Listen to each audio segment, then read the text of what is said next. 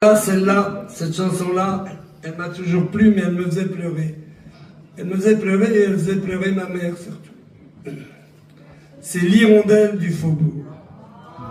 Parce que ce pauvre médecin, qui ne se rend même pas compte qu'on lui amène une fille qui a été blessée, comme ça peut arriver aujourd'hui malheureusement,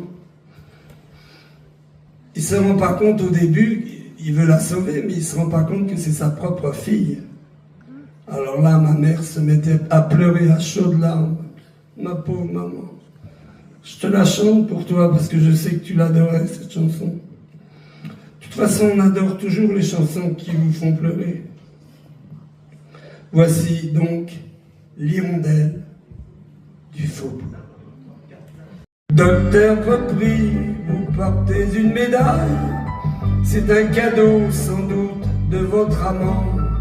Non, c'est le souvenir de l'homme du riz qui vaille, de l'homme sans cœur qui trompa ma maman. Laissez-moi lire André, Marie-Thérèse, mais je la connais cette médaille en argent. Et cette date, avril 93, laissez-moi seul, je veux guérir cet enfant. Vous me regardez tous avec de grands yeux. C'est mon devoir, soigner les malheureux. On l'appelle l'hirondelle du faubourg. Ce n'est qu'une pauvre fille d'amour, née un jour de la saison printanière, d'une petite ouvrière. Comme les autres, elle aurait bien tourné si son père, au lieu de l'abandonner, avait su protéger de son aile l'hirondelle. C'était la chanson préférée de ma maman. Je ne sais pas pourquoi elle aimait cette chanson. Elle avait été très malheureuse dans son enfance. Tu l'as connue, ma mère? Non. Elle nous a quittés, elle avait 104 ans.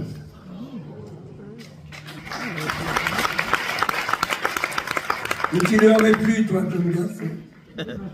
Ah oui, il a un petit côté un peu acteur américain, là, comment il s'appelle quand on est des bergères sur son voilier, là, puis il est ramené que 2 mois après.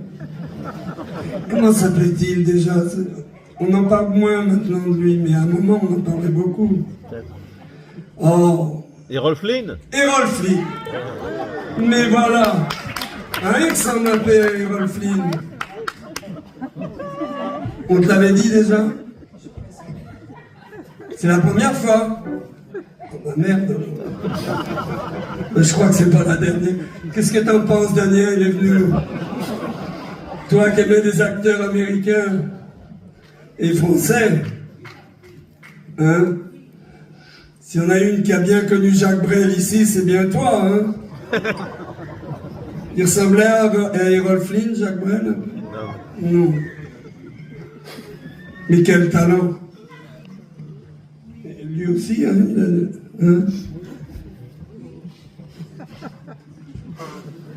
Maintenant, je vais vous chanter un tango.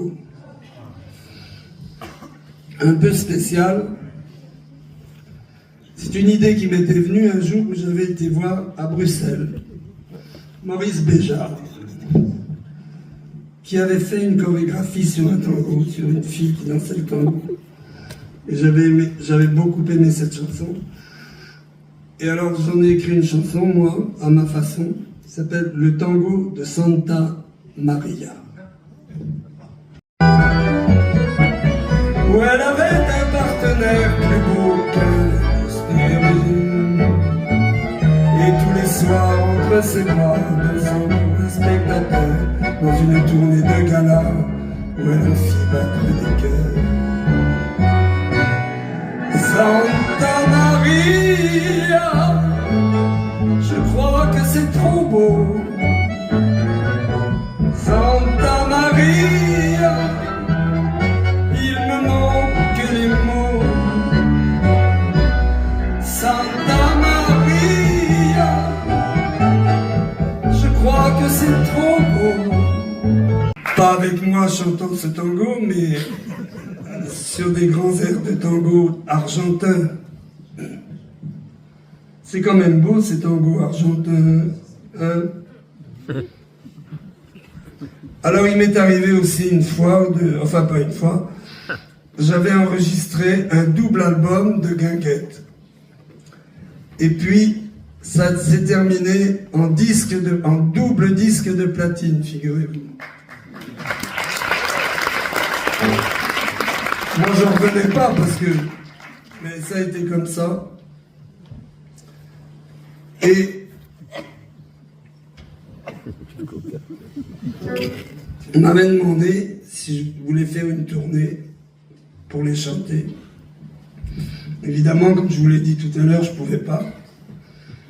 Parce que j'étais parti dans cette tournée où il y avait 30 artistes.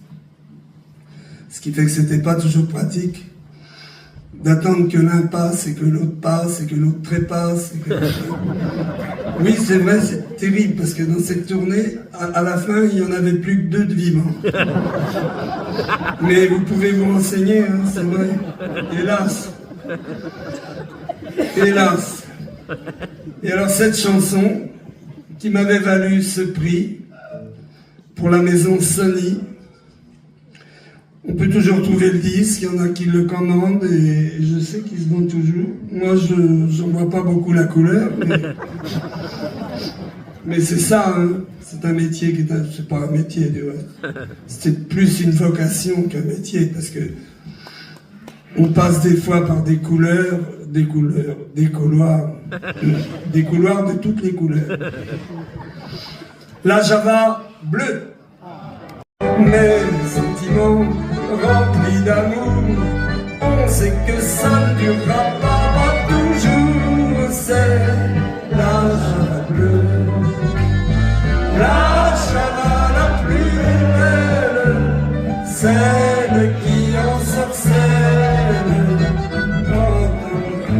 les yeux dans les yeux, au rythme joyeux. Quand les cœurs se confondent, comme elle au monde, il n'y en a pas deux, c'est la Java bleue. Tu l'as dansé chez vous encore la Java bleue? Hein? Plus beaucoup? Si, hein? Daniel, tu la danses toujours, la Java bleue? Hein? Avec qui, Borisien?